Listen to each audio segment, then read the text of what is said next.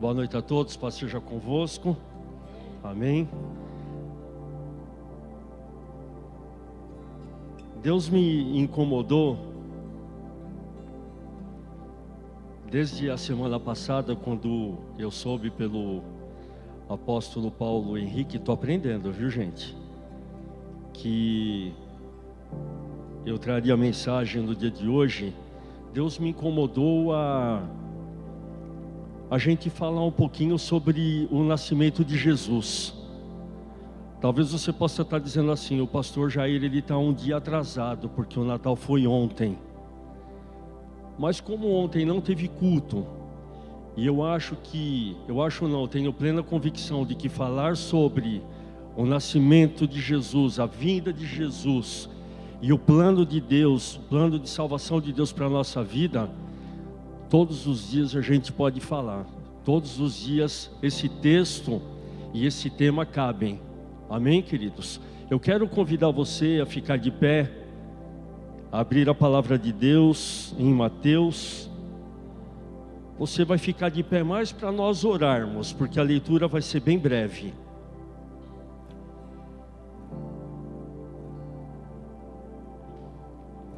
Mateus 1:18. Só a parte A do versículo.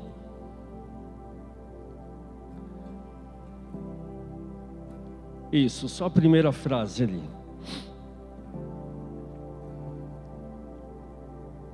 Graças a Deus.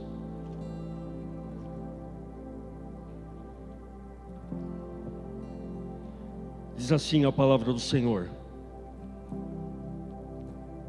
Ora, o nascimento de Jesus Cristo foi assim. Você pode repetir comigo? Ora, o nascimento de Jesus Cristo foi assim. Amém? Fecha os teus olhos, põe a mão na altura do teu coração. Vamos falar com o Senhor. Querido, tenha uma coisa em mente agora, você que está aqui hoje, você que está nos assistindo da sua casa. A palavra de Deus, ela vem de encontro à nossa necessidade. Eu não estou aqui por acaso, nem você veio aqui por acaso, nem você que está nos vendo da sua casa também está nos vendo porque não tinha absolutamente nada a fazer. Eu tenho certeza que Deus tem algo para a tua vida hoje. Amém?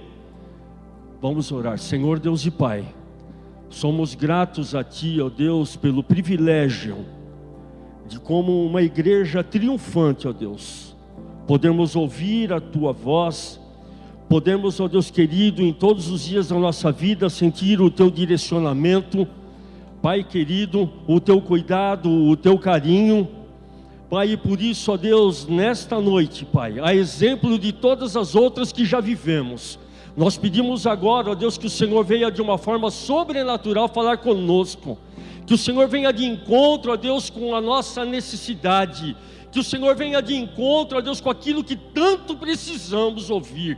Pai querido, em nome de Jesus, nós estamos aqui, ó Deus, porque nós cremos no poder da Tua palavra e no encontro contigo no templo. Pai querido, em nome de Jesus, que isso seja uma verdade na nossa vida, que isso seja uma verdade para a nossa família.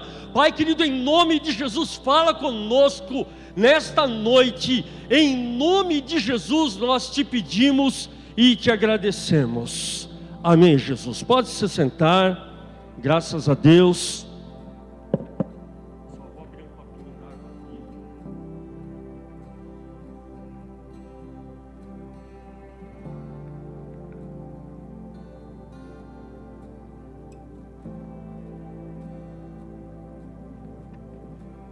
Queridos, talvez você tenha pensado assim: puxa vida, uma única frase vai ser o tema da mensagem de hoje. É uma única frase que ela tem os dois pontinhos na frente. E desses dois pontinhos para frente, cabe a mim e a você fazermos a história. Entendermos qual foi o plano de Deus para a nossa vida, qual foi o plano de Deus para a humanidade, Qual foi o plano de Deus para a salvação da nossa casa, dos nossos familiares? E é sobre isso que a gente vai conversar um pouquinho hoje. O Natal, queridos, ele nasceu muito antes do que a história. O Natal, ele nasceu muito antes do que a gente possa imaginar como ser humano. Já existia, já determinado no coração de Deus, que a gente um dia tivesse que se encontrar para celebrar junto com a nossa família, com os nossos amigos, com os nossos entes queridos, um dia que celebrasse a vinda de Cristo ao mundo. Isso foi determinado já na criação. Para Deus não existe tempo determinado. A história é única. Jesus Cristo, como a palavra de Deus diz que Ele é o alfa e o ômega, o princípio e o fim. Então, quando o mundo foi criado por Ele, porque a palavra de Deus nos ensina que tudo que nós vemos foi criado por Ele, e nada do que vemos, nada, não tem a mão dEle. Tudo foi feito por Ele. Já existia, já pré-determinado, que um dia esse texto ele fosse escrito em Mateus. Interessante que os evangelhos, eles mencionam o nascimento de Jesus, mas nenhum como está escrito em Mateus. Tão sucinto, tão detalhado, a ponto de, se você puder depois, eu convido você a ler esse texto de Mateus. Você pode ir até o capítulo 3, capítulo 4, quando Jesus ele é levado depois ao deserto, para ser tentado pelo diabo. Eu convido você a ler isso, e você vai ver revelações desse texto que talvez no nosso dia a dia a gente nunca tivesse percebido. E você vai ver uma delas hoje aqui. Se você já ouviu, ou se você já percebeu isso, muito que bem, mas eu tenho certeza que vai ser uma surpresa para alguns. Queridos, existia um buraco entre o relacionamento do homem do Velho Testamento e o relacionamento do homem do Novo Testamento. Foram 400 anos de silêncio absoluto. Ao homem foi dado a sorte dele viver conforme ele quisesse. Se você pegar o livro de Malaquias, ao término de Malaquias até o capítulo 1 de Mateus, foram 400 anos de silêncio absoluto de Deus. Todo mundo vivia da forma que bem entendesse.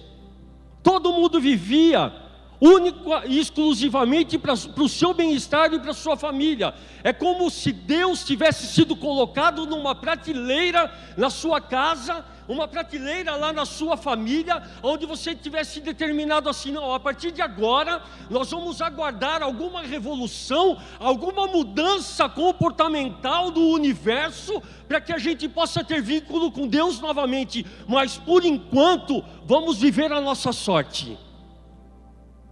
Talvez isso reflita nos dias de hoje muitas famílias, muitas pessoas que estão levando a vida naquela cançãozinha: deixa a vida me levar, a vida leva eu. Tá tudo tranquilo, tá tudo muito bem, obrigado, tá tudo jóia. Só que foram 400 anos de silêncio absoluto, aonde Deus estava trabalhando em favor da humanidade. Quando Deus não responde aquilo que você busca, quando Deus não responde aquilo que você almeja, quando parece que os teus sonhos não estão fluindo, os teus sonhos não estão acontecendo, querido, não significa que Deus está à mercê de tudo isso, como se nada importasse para Ele. Muito pelo contrário, no silêncio, Deus está escrevendo a nossa história de uma forma sobrenatural. Muitas vezes no silêncio é a hora que Ele começa a desenhar a sua história.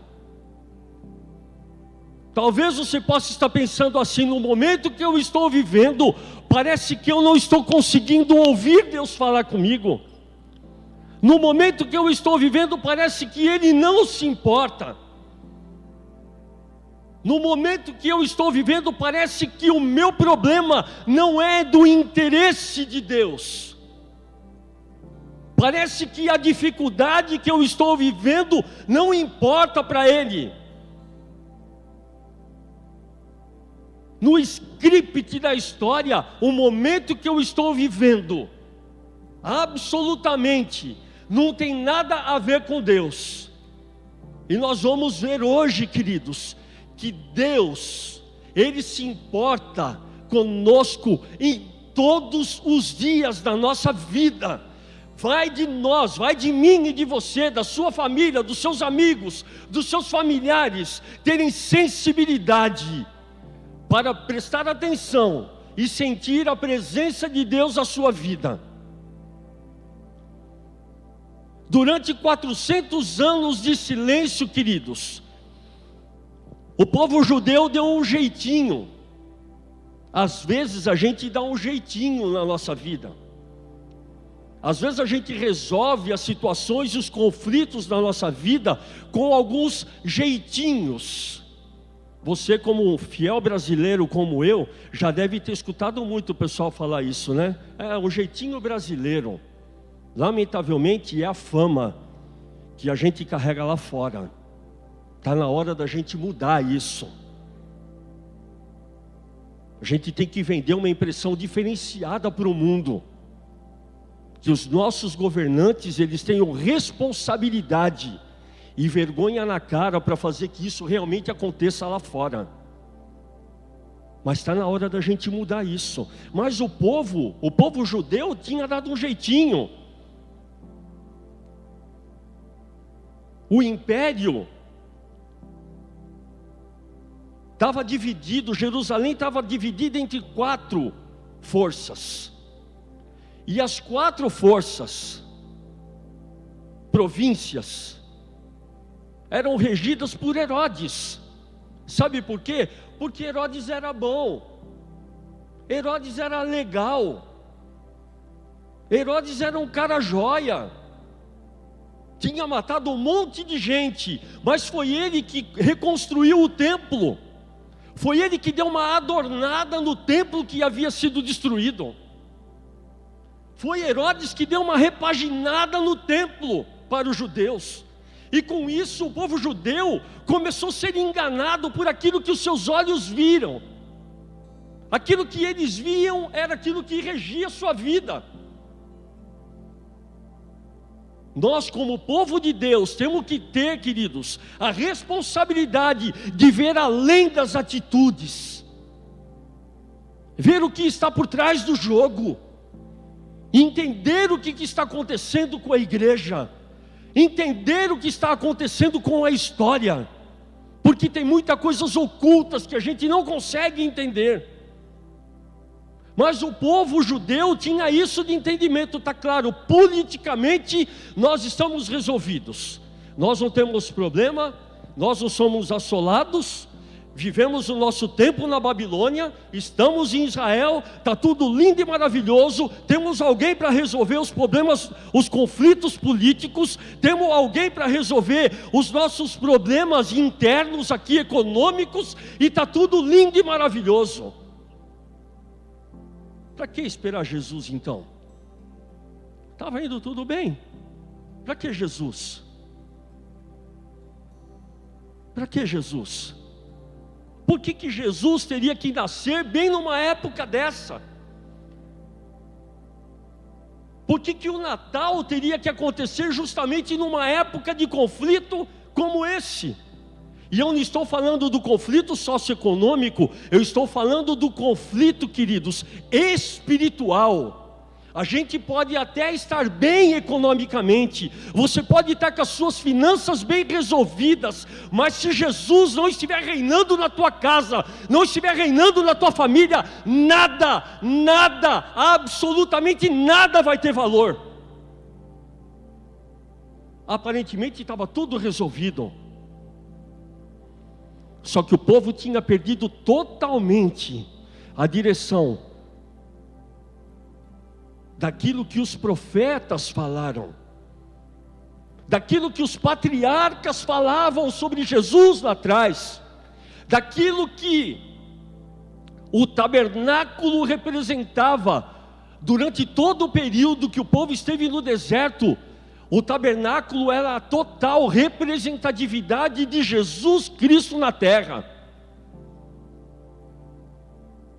A gente pode até pregar sobre isso um outro dia.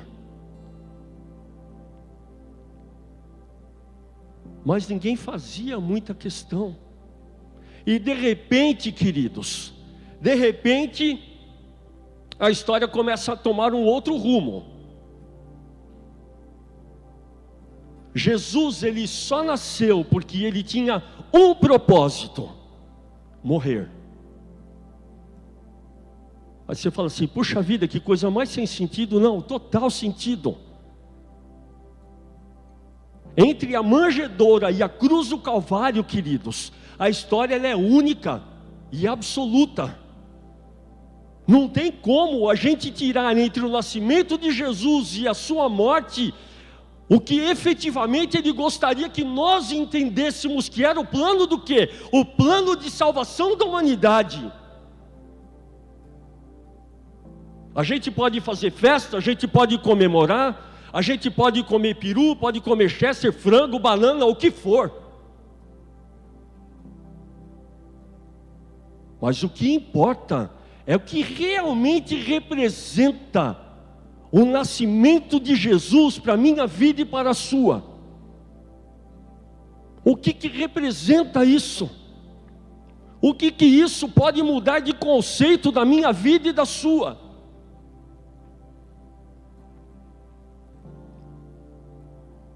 Esse texto que nós lemos, só essa única frase,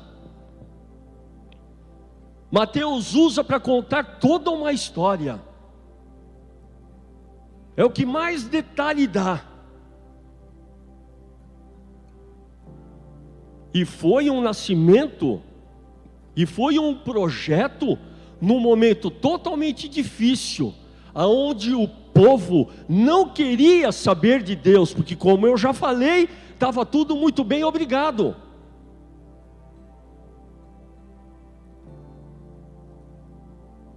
Talvez ele representasse o tempo curto de um carnaval.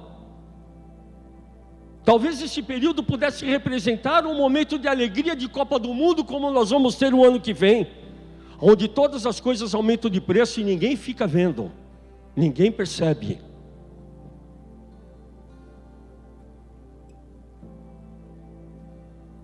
Mas o fato, queridos, é que Mateus ele começa a contar a história, e eu quero que você leia. E ele começa a falar a respeito de uma mulher que havia sido escolhida para dar à luz a Jesus. Jesus significa salvação. Salvação. Não era à toa. O nome não foi dado à toa. Salvação. E de repente, Maria, que havia sido prometida a José, eles estavam noivos, estava tudo alinhavado já para o casamento. Tem alguém noivo aqui? Não? Se tivesse, já ia falar que está tudo arrumadinho, já está, né? Essa pandemia quebrou as pernas de muita gente, né? Todo mundo com planos, de repente, chupando o dedinho. Mas já estava tudo acertado, estava tudo lindo e maravilhoso. De repente chega o anjo e fala assim: olha, você vai engravidar, você vai ficar grávida. Mas como? Eu não tenho nem relação sexual, não sou nem casada. Aí nós vamos parar um pouco, porque se fala tanto de Maria, e vamos pensar um pouquinho em José. O cara que havia recebido uma mulher como promessa, de repente ele fica sabendo que ela está grávida. E ele tinha duas opções, de acordo com a Bíblia, de acordo com a lei, de acordo com o Velho Testamento, porque o Novo estava sendo escrito. Uma era pedir o divórcio. Mas eles não eram casados ainda, mas já eram noivos, então já cabia a carta de divórcio. legalmente naquela época. Ou ele entregasse Maria para ser apedrejada. Ele tinha duas opções muito claras. E a Bíblia diz que ele, para poupar Maria, pensou em dar linha de fininho. Sair, fugir de fininho, sem que ninguém soubesse, para poupar Maria, para não ter que entregar Maria para ser apedrejada. Às vezes na nossa vida nós temos pontos de conflito, que é uma ou duas opções que são dadas aos nossos olhos. E a gente se firma naquilo e fica pensando o que fazer. Mas de repente a palavra de Deus diz, queridos, que de repente vem um anjo e fala assim: olha, calma, não se assusta não, porque ela está esperando um filho. Por conta da revelação do Espírito Santo de Deus, ela não te traiu. José, fica tranquilo, fica calmo, fica sossegado. Ele teria agora 3 opções. Ele teria que ouvir a voz do povo, porque todo mundo falava mal de Maria. A Bíblia não diz isso, mas você, como um ser humano igual a mim, sabe do que eu estou falando. Maria ficou mal falada. Não pensem vocês que a revelação que foi dada a Maria e a José serviu como revelação para aqueles que viviam naquela época. Em absoluto. Ninguém entendia o que estava acontecendo e nem podiam entender.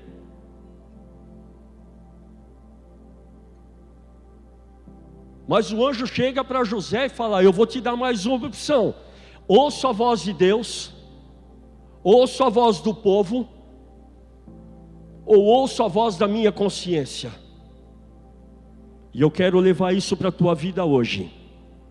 O que você quer levar para a tua vida? Ouvir a voz da sua consciência? Aquilo que você acha? Aquilo que para você é lógico? Você está disposto a ouvir a voz das pessoas que falam ao teu redor? Pessoas que muitas vezes vêm cheia de história para a tua orelha?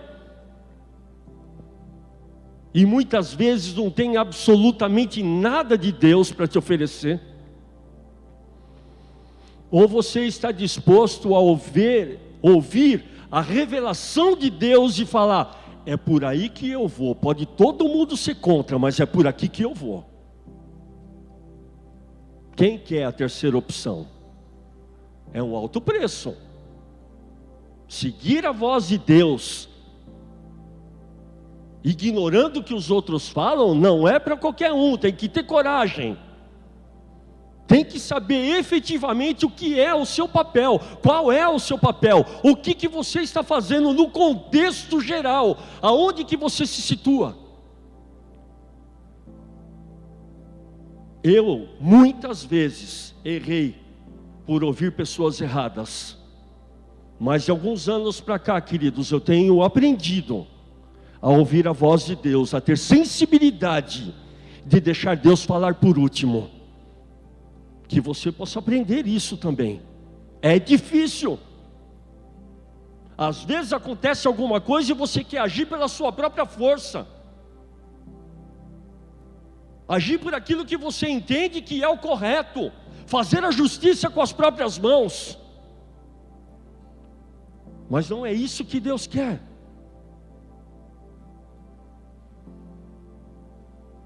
Deus quer que a gente tenha total dependência dEle todos os dias da nossa vida. E isso é um aprendizado muito difícil.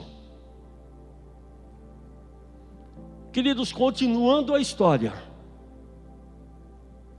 De repente, eles precisavam ir para Belém, porque eles estavam em Nazaré. Eles precisavam ir para Belém, em cumprimento da palavra de Deus em Isaías. Precisavam. E olha como Deus age, como Deus faz as coisas. De repente, é necessário que se faça um censo. E nesse censo, José pega a Maria, grávida, e fala: vamos para Belém. porque vai ter o censo e eu preciso me apresentar. E eles vão para Belém, em cumprimento da palavra de Deus. Chegando lá, queridos, a cidade estava cheia. Não tinha hotéis disponíveis, porque muita gente estava vindo de fora. Judeus de toda parte da Europa, do Oriente, estavam indo para lá para fazer o censo. Eles não tinham aonde ficar. E você sabe da história muito melhor do que eu, que eles vão para uma estrebaria, para que Jesus nascesse, porque já estava chegando nos dias, estava chegando a hora. Paralelamente a isso, queridos, acontece algo, aonde 3 reis magos são tocados por uma imagem de uma estrela e vão até Israel, vão até Jerusalém. Uma viagem longa, uma viagem árdua, uma viagem demorada, uma viagem de muito tempo. Talvez você possa estar falando assim: o pastor está equivocado, porque a gente vê no presépio que tem lá Jesus na manjedoura, tem a cabritinha, o bezerrinho, José, Maria e quem mais? Quem? Os 3 reis magos também, não é isso? Mentira. Mentira. Eles não estavam lá. Eles demoraram para chegar ao encontro de Jesus 2 anos. Primeiro eles passam lá em Jerusalém e falam para Herodes: olha, a gente viu aí que está nascendo o rei dos judeus. E Herodes fica com a pulga atrás da orelha, fala: meu, o que está pegando? O que está acontecendo? Eu que mando aqui, cara, sou eu que estou resolvendo todo o problema aqui da cidade.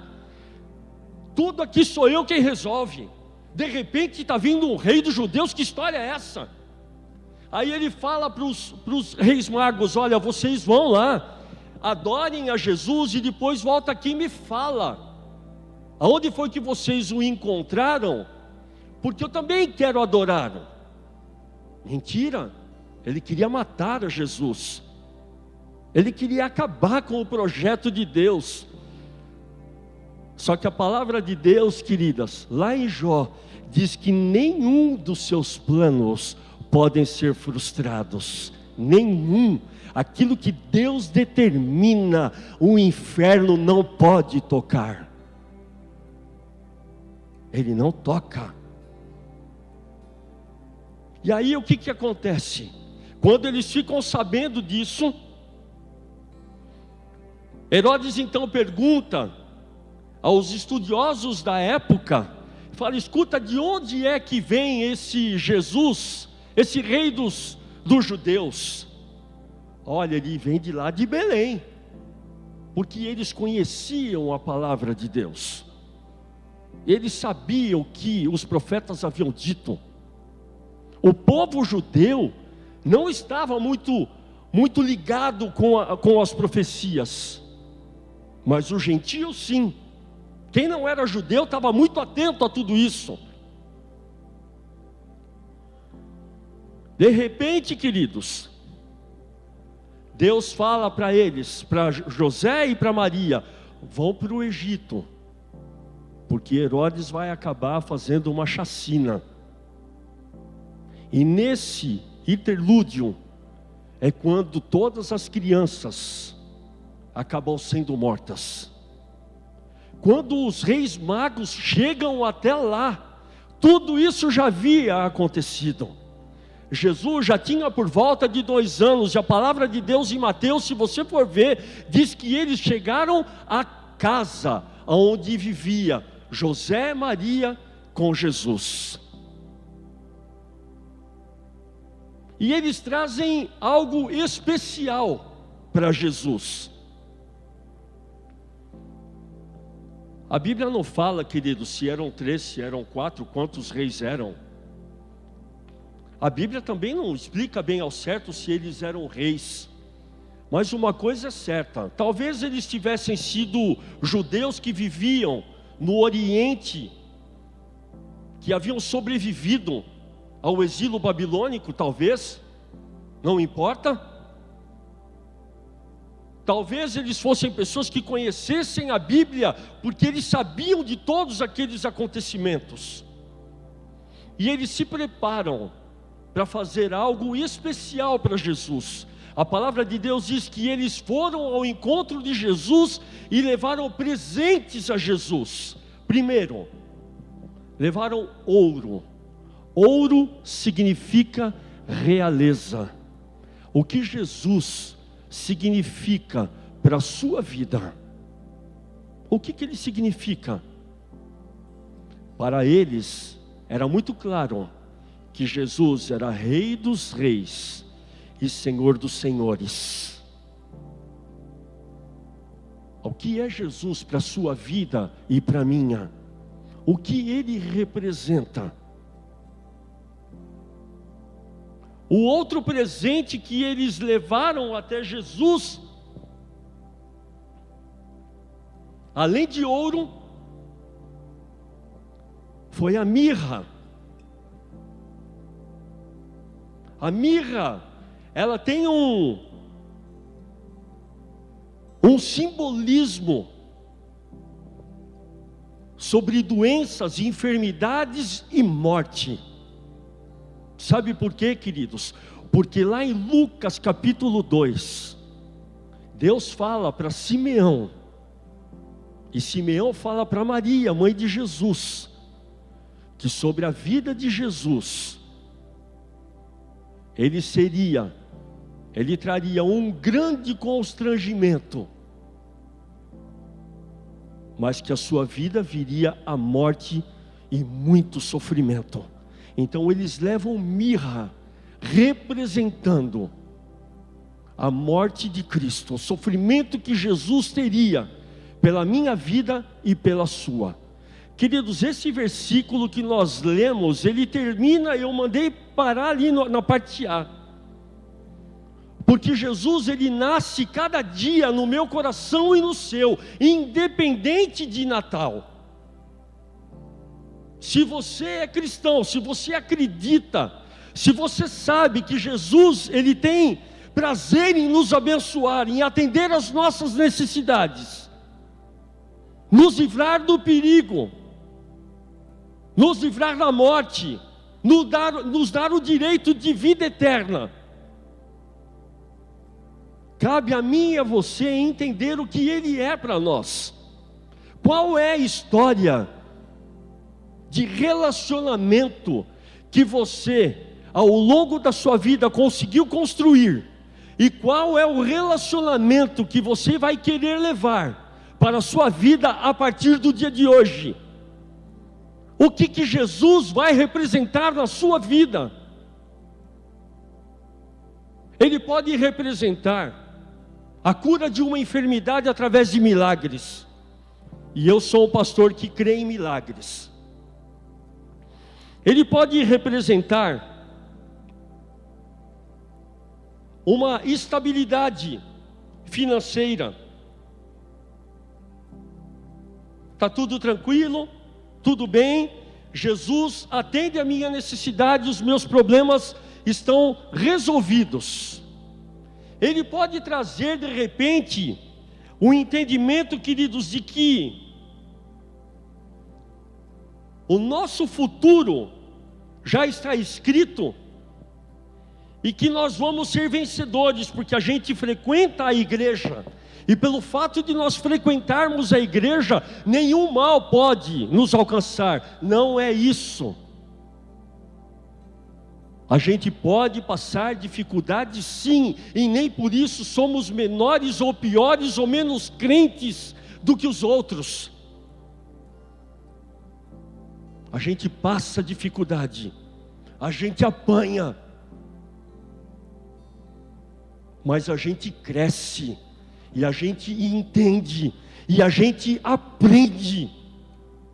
E você vai perceber que a cada dia, e como isso é verdade. Eu não sou o mais velho aqui da igreja, eu tenho 55 anos, mas acredito que tem gente mais idosa do que eu aqui. Estou me chamando de idoso já. E vai lidar com situações que são difíceis para mim, mas ele tira de letra, porque ele já passou pelo que eu passei. Da mesma forma, eu lido com situações com facilidade, que a Bia, ela não tem maturidade para conseguir vencer. Porque eu já passei pelo que ela passou. Eu já vivenciei aquilo que ela está vivendo. As dificuldades que para ela são grandes, hoje para mim, não significam absolutamente nada. Mas o que a gente precisa entender, queridos, que essa maturidade, ela não precisa vir com a nossa idade. Ela pode vir com o nosso relacionamento com Jesus.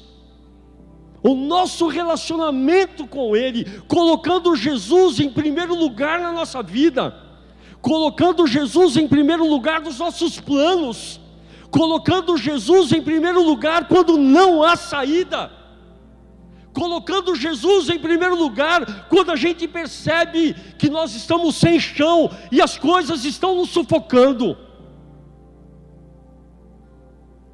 Não precisa ficar mais experiente de cabelinho branco para aprender isso. A gente pode aprender isso em qualquer tempo, absolutamente em qualquer tempo.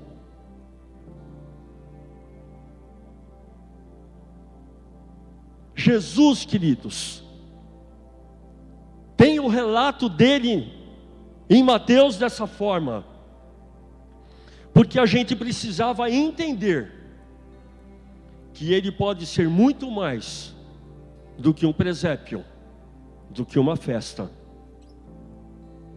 ou do que alguém que pode nos dar aquilo que a gente precisa. Os reis magos, eles viajaram, passaram por deserto, passaram o frio do deserto à noite, que muitas vezes é abaixo de zero, e um calor terrível, acima de 40 graus durante o dia, perigo, uma viagem longa, 2 anos perambulando, para chegarem até Jesus, e não pediram absolutamente nada a Ele.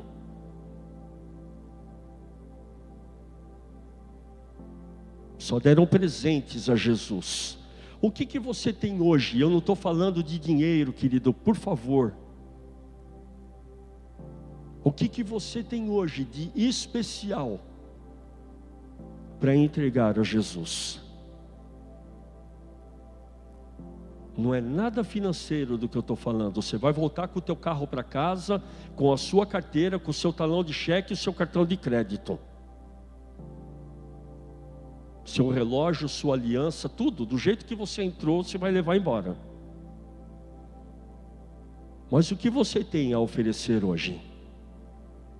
Se você tivesse se encontrado com Jesus nessa história, o que é que você daria? O que seria importante para você fazer naquele momento? Talvez qual é a área da sua vida que talvez você tenha que depositar aos pés de Jesus,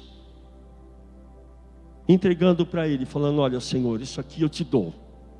Quero submeter essa área da minha vida ao Senhor, para que o Senhor faça aquilo que eu não consigo. Fique em pé no seu lugar. Eu quero chamar o pessoal do louvor aqui, por favor.